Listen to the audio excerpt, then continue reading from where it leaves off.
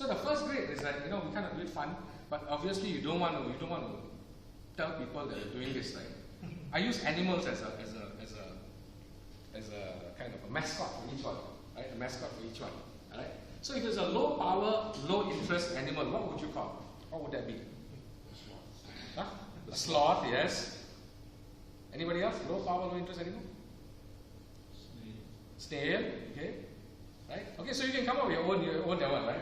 But what we do here is we use a funny little teddy bear here, right? Okay. Now these are your low power, low interest, your maxers most of the time, right? People who are affected but not so affected, they're not that interested, right? They will do whatever they want. But you want to monitor this group of people, because this group of people may one day get promoted, right? One day may come into a lot of money, okay? Right? One day may come into a lot of knowledge. So you want to monitor these people, right? Where they're going. But for now, you want to keep them at bay, because these are the majority of people. Okay? The second group of people, okay, second group of people over there, okay, right, are your high interest and your low power. Okay, what would you use? High interest. A highly interested person would do what? Yeah, maybe do a lot of activity, right? Talk a lot about it. Okay, right. So these we call them our monkeys. Right? Why monkeys? Monkeys chatter a lot. So if you don't control these people, right, they will chatter the wrong things. They will say the wrong things. If you don't communicate with them, that's why we put the strategies, keep them informed. If you don't keep your evangelists informed, what happens? Somebody else says, hey, you know what Vinod is doing, what Joe is doing is not very nice. Right? In fact, your product may be very great, but then somebody is giving bad views about it, right? So you must make sure you keep this group informed, because they are the ones that will evangelize. Right? A bunch of monkeys get together in chatter, it's very loud, right? Very, very loud, right? So everybody can hear what's happening, right? So these are probably your evangelists. So make sure you don't neglect them. Make sure you're communicating with them. Make sure you're telling them the features. Make sure you're telling them what the benefits are, so that they go out and do the same thing. Okay? They go out and do the same thing. The third one, high power and low interest, or maybe no interest. What interest in something else? What kind of person would that be? What kind of animal, rather? I think you identify with this one. Asian crowd identifies with this. I thought so, right? You didn't say it, right? Yeah. So these are the snakes, right? So your snakes are the ones you keep satisfied, right? And I don't know how many of you. I think a lot of you have been in corporate life before. How many snakes have you faced in corporate life? Plenty, right? Huh? Double-headed ones also, right? Okay. Yeah, I know. There's a video that's going viral on Facebook right now, right?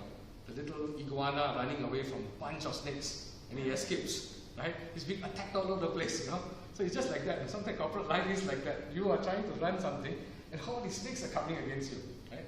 So it's important to think about it. Now, I have some personal stories, right? Back when I was in corporate life as well, I was running a regional project, right, for all of Asia. We were centralizing our operations in Singapore. And it was going quite okay, but there were a lot of people who resist. Remember, change is hard for people. Neuroscience has shown that change is very hard, okay, because people are set in their mindset. So people will resist, okay. But I had a new stakeholder come in midway through the project, and he was at the next level, my boss's level. And when he came in, and he was a new guy, came in from another company, and he saw this project, and I didn't involve him a lot. I just kept him on one side because I said, look, he doesn't know anything, so why do I want to manage him? So this was my mistake. I should have managed him from the beginning. He started getting in my way. Right? Started saying bad things about the project, telling my boss's boss different things, right? Started randomizing me, right? Because he's, again, my one senior level, right? So he asked me for reports, He started randomizing me a lot, and he was just giving me so much. And every time in a meeting, he would be the biggest naysayer. So I said, what's wrong with this guy, right? Well, he doesn't know anything, he doesn't want to contribute anything, but he still wants to get involved. So I had a chat with my boss, and my boss says, you watch out for this guy, right? We don't know much about him, so make sure you keep him satisfied. So I started to understand what he wanted. So the only thing, after a few sessions with him, I understood he wanted the limelight. So what I would do is, any high-level meeting that I have to attend, I would bring my contingent, right? So I would invite him. I would go and say, can you please join us and give your support because I need to, get approval from the GM for the operations center. So would you like? He said, yeah, who's going to be there? So I said, yeah, there'll be GM, there'll be senior directors. Yeah, I'll definitely be there. And he'll come into the room, he'll walk into the room and he'll say, hey, Sanjay, tell me who these people are. So I point. And he'll go and plop himself down next to the highest ranking guy. Right? And then introduce himself and get going. Then all the criticism he did there, when I'm presenting, when I asked him, can you interject some of the issues we are working on? He said, no, we don't have any issues in front of the customer, in front of the other stakeholder. We don't have any issues. I think we're doing fine, everything's okay. So total different behavior in front of them, in front of them. So I realized, how do I keep him satisfied? I need to keep him as part of my team, whether I like it or not. Okay? So he was part of the team, he was part of the leadership team. But he hardly did anything. I kept him satisfied. Call him for meetings, call him for it. So I tried to test him also and said, we're going to have a project war room meeting, and I want you to come in and give your suggestions and things. And he's like, how long is it going to be? I said, yeah, it's brainstorming, so we meet around for 2 hours. Okay? So he says, who's coming there? So that was a big question for me. I said, well, nobody. I'm the highest ranking manager in the room. So he said, hey, Sanjay, you're doing a good job. I don't think you need anything from me. So I'll sit this one out. Okay? So then I realized this guy only wants to be in part of the other meeting. A second stakeholder was the GM for the operations center. Twice I went in to present my plan. Twice I got thrown out. Right? And I just couldn't. He will find some fault. I'll fix it, I'll go back, he'll find some fault. Because I realized that he didn't want to do anything. He didn't want to take over the whole thing. So I was struggling with that whole thing. Okay? So he's another snake, right? He's not interested, and he's just pushing me back. But he pushed me back out twice, and I said the third time I cannot have that happen. But I didn't have a good way of doing things. So that will segue into the next quadrant there, and I'll tell you the story about how that got solved. Okay, who is the last animal? High power, high interest. Who's the tiger? Lion or tiger? So it's our tiger. Right? So your tigers you manage closely. Find all the tigers you have. Because the tigers are very, very useful to your project. Okay? So who was my tiger in the project? It was my boss. Okay? But my boss wasn't that strong a tiger. Because we still got thrown out on the GM twice. And then he used to report to the GM many years ago. So I said, use your influence lah. Use your influence, try to convince him. He couldn't. Okay? But halfway through that project, this project lasted almost 3 years. Right? Halfway through the project, my boss resigned.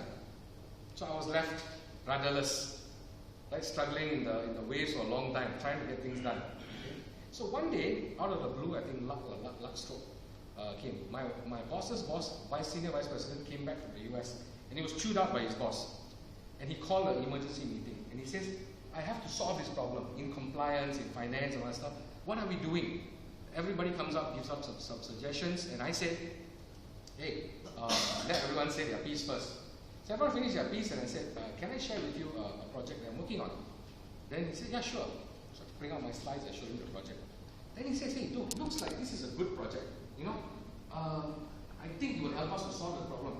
But I noticed your timeline, you are so far behind. What's happening? So I said, I have a lot of resistance because I'm having this problem. So he said, what kind of problem? So I told him about the GM and Ops Center. Ops Center is not willing to take on the thing. And he says, but the problems we see is minor. Why does he stop? I said, twice I presented, twice I been thrown out. So he said, okay, do me one favor, can you send me on the slides? I will go and talk to him. Then I said, why are you going to talk to him? He said, you leave that to me, I'm going to check with him. And what he did was, the following week he said, I'm going to have dinner with him. He went and had dinner with him. He came back the next week, and he told me, okay, go schedule a final presentation. Then I said, well, he's going to do the same thing. He said, he won't. He said, trust me, he won't. So I went in there and brought my snake along also, because the snake must be there. So the snake, he was the VP for sales, he needed to be there. So I brought him along also. And we walked in there, the next stakeholder, GM, walked in the room smiling. Normally he has a scowl, like this, scowling, never shakes anybody's hands. That day he walked in, he saw me, he smiled at me, and he came and shook his hand. That was when I freaked out totally. I said, why is he behaving like this? So throughout the presentation, he's nodding his head, he's smiling, which was very different. And I didn't fix any great thing after the second presentation, right? And he said, yes, this is a good project, we need to go ahead with it, because it is in line with what the corporate wants. right? And we want to do that. Okay? He turns around to his team and says, you know, this is a very important project. I want you to give 100% support to Sanjay to make sure it's successful. And I go, what happened here? Right? And they walked out. In fact, the team was asking after that, what did you do to my boss? I said, I didn't do anything. I don't know who did what, but I just kept it that way. So how important tigers are, because at your level, you probably cannot influence higher up very high. You need to have the tigers to influence those things, right, to do that. Okay? So similarly, I had a lot of resistance from the subsidiaries, and this guy became a tiger because he was so interested in the project after that. He said, give me an update every week. Let's have a 5-minute session, let's have a coffee. So he was saying, where are you stuck? What's happening with you? I said, well, this thing's happening and I'm stuck here. So I told him I'm stuck with the subsidiaries. China is not cooperating, India is not cooperating, a few people are not cooperating. They are coming back with a lot of issues. He said, okay, leave that to me, I will settle that. So wherever I had resistance, he went and settled it. Like dominoes started to fall. I was like struggling with it, but dominoes started to fall. And when those dominoes fell, right, everything was there. Then we went into phase 1, we had a very successful phase 1. Okay. So after that, I became such a believer of stakeholder management, understanding who the stakeholder, or who can influence it. So these are some of my actual issues that I faced. Okay. So that's why we call this a tiger map. Okay. We call this a tiger map. Who are your tigers? Understand your tigers, right? And utilize them to the best of your ability. Now remember one thing, right? Remember you have a lot of stakeholders, there's always going to be conflict among the stakeholders, right? Different stakeholders will want different things. And you may have all the stakeholders, your customers, your vendors, your VCs, right? Your team members also. Your team members are stakeholders, right? The people, the vendors, your contractors you hire, they're all your stakeholders. How can they delay your project? But the most important thing is they will have some conflict. These are just some examples. Some people may be concerned about quality of the product. Some people may be concerned about how much money you're spending. Some people may be concerned about how fast you're going to do things, right? Or other things, right? Other things, what kind of features the product is going to have, right? So you have all this conflict, and all these conflicts need to be managed. Okay? So you need to understand that how to manage those conflicts between the different stakeholders. Who are your tigers, right? Right? Your tigers, of course, you want to make sure your tigers are pushing for you and helping you. So work with your tigers as far as you can. Okay? Now, when it comes to stakeholders, again, you will always have your supporters, you always have your resistors, but you also have the middle part, the neutrals. And you also have the die-hard resistors who you do whatever you do, they will still not change. Then you have the early adopters. Right? These people are the ones that push you. So in your case, you need to understand who those people are. Use your early adopters, right? Well, use your supporters well. But never neglect the middle, because the middle is like a bell curve, you know. It's like a bell curve. Your neutrals are probably the highest number. Okay? Right? So today, as you can see, the US elections, the neutrals are going to flip either side. The diehards are never going to change. Right? The Republicans are Republicans, Democrats. But the swing states, those who change every election, right? These are the people. So what is your strategy for that? Okay, think about your strategy for that. Because if you don't move your neutrals over to this side, they will go over to that side. They will eventually go over to that side. So managing your neutrals is a key thing, right? So what you do, these are just some strategies to think about. Okay? Communication, finding common interests, right? But make sure that they don't assume that they will always follow, right? Okay? Make sure you communicate to them. These are your monkeys. Make sure you communicate to them, because if you don't communicate to them, they will just follow whoever talks about it. Okay? Right? So these are just some things that we do. Right? Now for opponents, obviously, don't ignore them, don't dismiss them completely. Okay? Because sometimes you'll find that they may oppose one part of your venture, but they are not totally opposed to your whole venture. Right? So manage them, work with them. Because we always assume that he's opposed to this part of it, he's opposed to everything. And most of the time it's not. They just want that part to be fixed. Right? So think about some of these things. Right? Acknowledge if there are problems, acknowledge them. Right? There are problems, right? But that's what we are here for. We want to solve them. And get them to talk about their opinions. Right? Of course, your supporters, don't neglect them also. Right? Because the supporters are the ones, make sure they're involved, empower them, get them involved, give them roles and ownership, yeah, work with them. Right? Don't dismiss them, okay? But also don't think they will lead the effort for you. You will have to lead the effort yourself. They will just be your strong supporters, right? But you have to manage them. Okay? These are just some tips or do's and don'ts when it comes to stakeholder strategy. So all thing we do is we come up with a stakeholder plan, right? How to manage them. right? So we kind of look at what we call a stakeholder management register, right? We look at that and say, what's the stakeholder? Why is he interested in my venture? And what's his possible negative or positive effect of the venture that we're doing, right? Okay, how can he help my venture? How can he derail my venture, right? And then think about management strategies, right? How are you going to manage them? Communicate with them regularly, have meetings with them, town hall, what do you need to do, right? How often do you need to do these sort of things? Right? Understand the frequency, understand how you're going to communicate, right? So I'm not going to go into communications planning, but how you communicate with them, through email, face-to-face, what do you need to do? Right? Like my tiger, for instance, I have a face-to-face meeting with him every week. If he's traveling, it's a phone call. There's no email there. We won't do email because I know he has no time to read email. But he's very quick. He needs a 2-minute elevator pitch from me. Say, hey, walk me down and tell me what's happening with the project. And in 2 minutes, I have to tell him, get a decision from him, and walk back up. Right? So he at that level, finance will want a lot of numbers and all that stuff. So what you give them, right? Think about it, right? So what are the strategies? How you communicate to them? What medium you use? I think that's all very important. Okay, that's how I've been running a lot of ventures, projects, strategies over the few years, right? And in this stakeholder management, it's useful for companies, useful for strategy, useful for projects.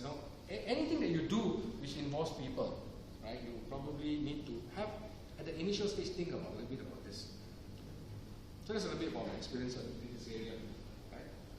And ultimately, it's all about people management. Okay. So I did this very quickly. This workshop this whole section lasts about an hour, right? Because we do a lot of workshops, we do flip charts, we do post-it notes. They actually come up with a stakeholder management strategy by the end of the workshop. So then they know what to do, right? After that, it's just execute it. Sanjay, yes. What about new stakeholders? I mean, like for example, right now, in social network, the followers should also be your stakeholders, right? Yes. So how do you manage those people? Because it is people that you don't really know, and they're just following you, right? Right. So what are different things, Because I find that in the old days, when we talk about a particular topic, right? The topic are quite, divided into all these areas. But with the new technology coming in, right? You're getting new stuff which, you can hardly manage your old, right? Yes. And now you're going to start thinking about, a new stakeholder called followers. Yes. Right. So how do you develop, a strategy like that? Because understanding the stakeholders would be your key point of really developing a strategy. Yes, exactly. So how do you look at the followers as stakeholders? So followers as in social media. Yeah. And I think that's a tough one because we don't really understand that. We don't interact with them. And I think from a social media perspective, anybody who's in social media can chime in, right? I think engagement is important there. We don't know what they're doing. They are following us, right? Communication is very important. So keep communicating to them, right? Because as I said, these are probably, if I put those people, they're more in the monkey. They're very interested, not a lot of power, but if they get together in a band, they can kill you, right? The feedback that you get on social media can really kill you. So what you need to think about is communication strategy. How often do we communicate? What do we do, right? How often a week in social media we do? Okay? But the other part is engage them because we want to understand them. 2-3 questions, understand what they want to do, right? What would you like to see, and stuff. Get the feedback. I think the two-way communication is important. When we talk about communication, a lot of times we just one way. We tell them, oh, this is what we're doing, this is what we're doing. But we never get back from them, right? Okay? So it's another piece of work you have to do. That's why now you have so many social media strategies and people like that who are frequently doing that work only, right? Because you have to manage that crowd, right? That's a stakeholder strategy in itself. Okay? So engage them, ask questions, right? Ask questions, ask for opinions, see through the feedback, see what people are saying, and then use the data and try to figure out, right? Are a lot of people saying this? What do I do? Are there actions like what Chuck said? Strategy. I need to formulate my strategy based on the feedback. Okay? So the two-way feedback is key. So basically, the key point on stakeholder management is really whether can you engage the other party. Yes. If you, I'm just trying to simplify it, right? Because the stakeholders are all changing, right? Yes. Right. So the key point would be if I could engage, right, and it actually gives me benefit, right? It will probably be a stakeholder, right? Is it right? Or what would be the, if I engage them, right? Yeah. What would be the outcome, of the engagement for me to classify the person as a stakeholder? Because it's like, I'm a friend, right? I really don't care too much, but I do engage you, right? But I'm probably not a stakeholder. Yeah. You know what I mean? Well, if stakeholder definition for me is that everybody's a stakeholder. Everybody around you, it affects your business. The 5 things I said: impact, affected, everything. But the guy who's totally out, he's not impacted, affected, nothing. That's not a stakeholder. But the five points I put up there. So I agree with your point. And one of the things in stakeholder, I said, this is not a static document. It's not static. Okay. Over a 3-year project, you can see my stakeholder management changes totally. The people who were there in the beginning disappeared at the end. I don't have to worry about them anymore. So which means that you want to spend the time to make sure that you are updating this. So as you said, new stakeholders may come on board. Make sure new stakeholders come on board. Old stakeholders may be retired, right? Because now finance done ready, they can't do anything. The funding is done, they can't do anything. Okay, out, put them out. Okay, if that's the case, right? Otherwise, you have to think about, okay, now all these new people are coming. All of a sudden, you go to Facebook and new set of people are coming in and talking about your product. Right? How do you engage them? Right? So you need to be able to keep this live. It's a live document. Okay. Actually, recently I went for a workshop and another thing came up was he designed a project, an IT project. You think of stakeholders as someone that we can face to face. Like followers, you can't face them. Right? So in any IT project, the obvious stakeholder is obviously your guys or hackers are going to hack into the system. So you have to account for that in your design. So if you now treat them as stakeholders, because they're going to impact your work. Yes, they're going to impact your work. You cannot engage a hacker at all. Just imagine hacker, right? Hacker is a stakeholder. But you don't know where they come from, right? Yeah. But at least you know they exist and they impact you. How do you mitigate the risks and so on? Okay. It's a given stakeholder in some way. Yeah. So that's why you have to understand. Because sometimes we ignore this. Similarly, like the guy who's a snake, I ignored him for the longest time. He gave me so much trouble, right? That I need to pull him in and say, how do I manage this guy? Even though it was a negative thing, right? Just bring him along for meetings, buy him a drink. It was a waste of my time as far as I'm concerned. But if I don't do that, the guy remains unsatisfied. And he gives me trouble. Right. So in terms of IT projects, you talk about servers, at least you can harden them for them somewhere, right? But now the next thing is IoT.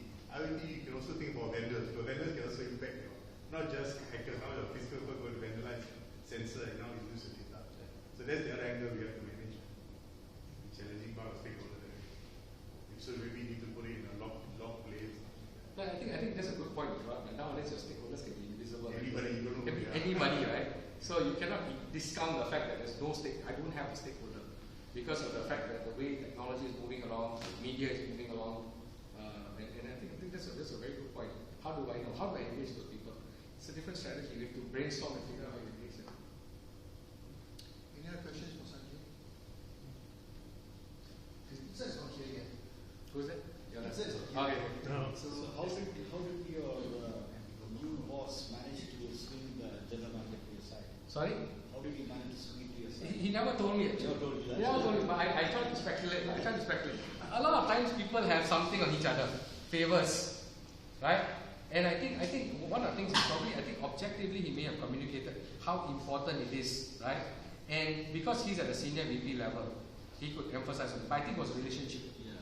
It was his relationship with him, and probably they need to pull a favor. Hey, do me a favor, right? My boss is on my case, right? I need to do this, and this is going to be good for you. He must have done something. I think he pulled a favor. And we don't know what that is sometimes. So you just have to work with it. So if no questions, if there's any topic, you say around people and all the stuff, the challenges you face, I told Chuck, anytime you need something, I'm willing to come and do. But this is the first time I don't know what you guys need, so I thought stakeholders may be the interesting thing. But if there's anything around people management, teams, building teams, all that stuff that you feel like you benefit from the half-hour, 45-minute session, please let Chuck know, right? Then I can plan for future talks whenever he doesn't have a speaker. I can come in and do that for you. Yeah, we're more organized. Yeah. I've been saying that for half a year now. Okay. Yes. No, I just want to ask you your opinion about this, because I looked at this chart, and this is, like you said, it feels like a waste of time having to deal with stakeholders like that. Do you find this to be in your working with government,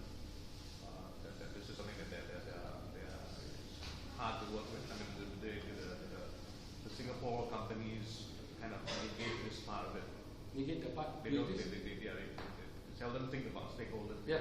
A lot of the I've been doing a lot of project management workshops.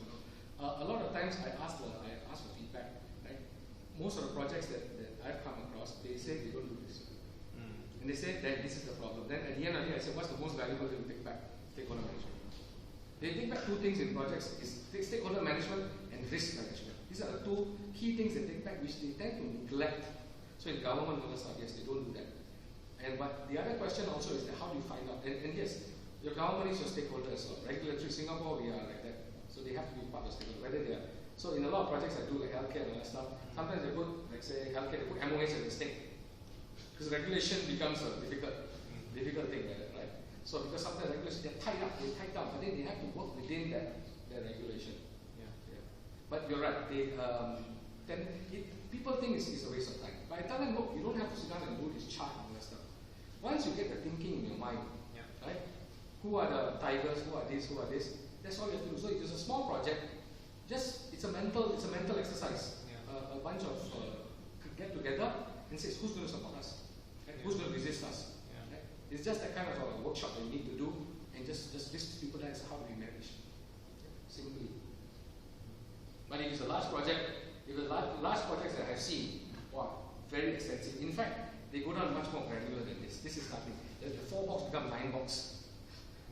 4 box becomes a 9 box, and then all kinds of things they will do.